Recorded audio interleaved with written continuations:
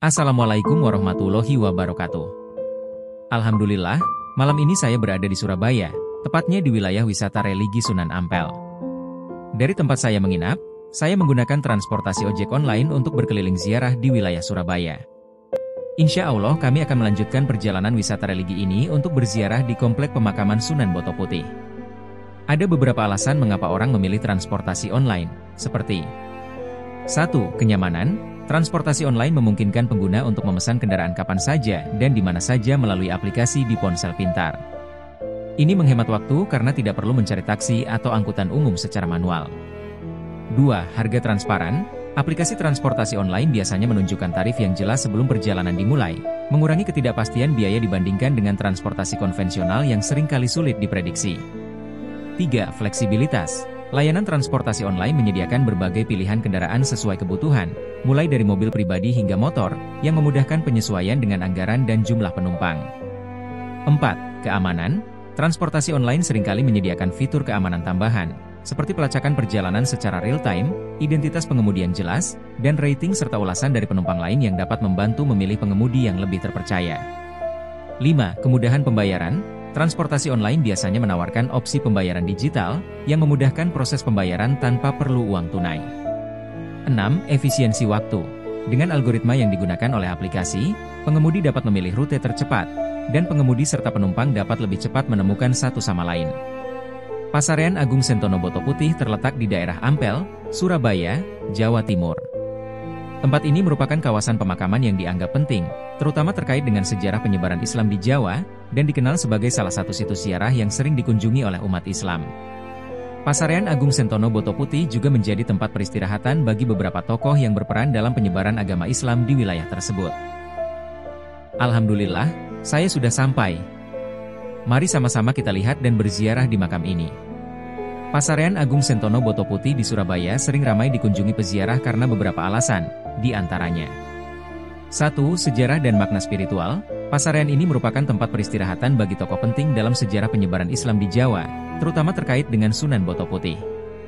Sebagai salah satu wali yang berperan besar dalam dakwah Islam di wilayah Jawa, makamnya menjadi tempat ziarah yang dihormati oleh umat Islam.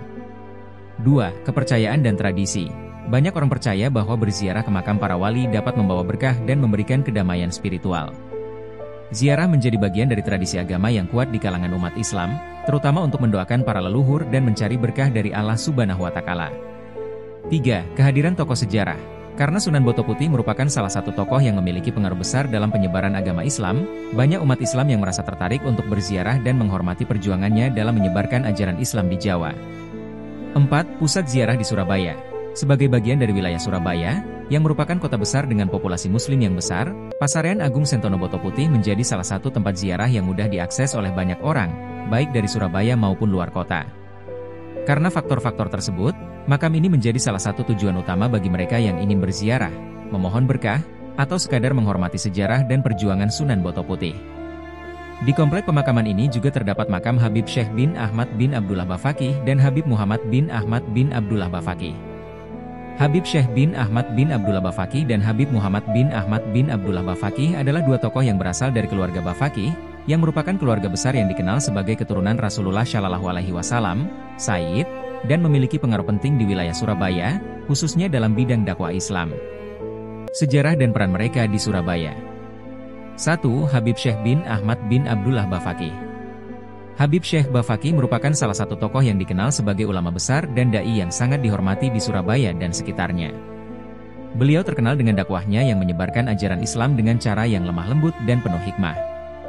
Habib Syekh juga dikenal sebagai pembimbing spiritual banyak orang di Surabaya, yang sering memberikan pengajaran agama serta nasihat-nasihat yang mendalam mengenai kehidupan beragama.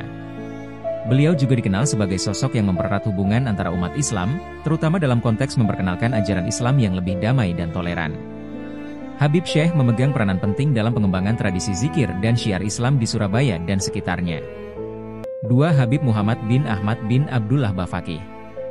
Habib Muhammad Bafaqih adalah tokoh lain dari keluarga Bafaqih yang memiliki peran besar dalam penyebaran dakwah Islam di Surabaya.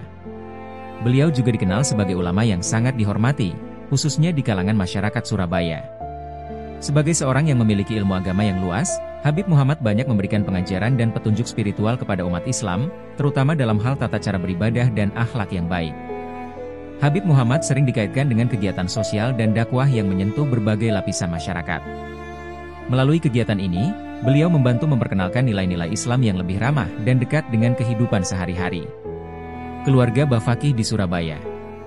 Keluarga Bafaqih merupakan salah satu keluarga yang berasal dari Hadramaut, Yaman, yang kemudian bermigrasi ke Indonesia, termasuk Surabaya. Sebagai keturunan Rasulullah Shallallahu Alaihi Wasallam, mereka memiliki kedudukan yang dihormati di kalangan umat Islam, dan keturunan mereka sering terlibat dalam berbagai kegiatan dakwah dan sosial. Kiai Ageng Brondong atau Sunan Boto Putih.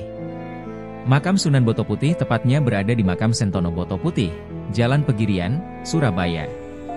Cerita dan sejarah tentang Sunan Boto Putih memang tak banyak diungkap pada perkembangan Islam di Pulau Jawa.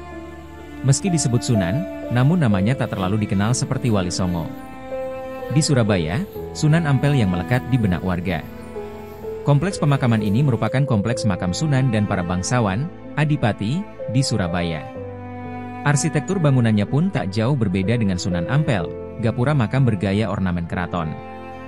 Berdasarkan cerita, Sunan Boto Putih berperan menyebarkan Islam di Surabaya pada abad ke-15.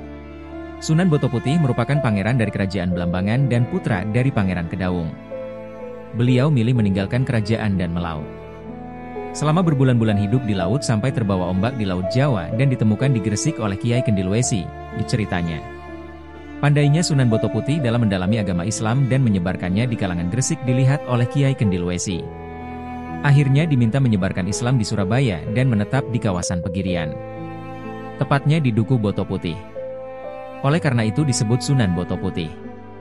Makam Sunan Boto Putih juga bersebelahan dengan makam Maulana Muhammad Syaifuddin, Sultan Banten ke-17 terakhir, yang wafat pada 3 Rajab 1318 H, 11 November 1899. Makamnya bersebelahan, Sunan Boto Putih dan Sultan Banten.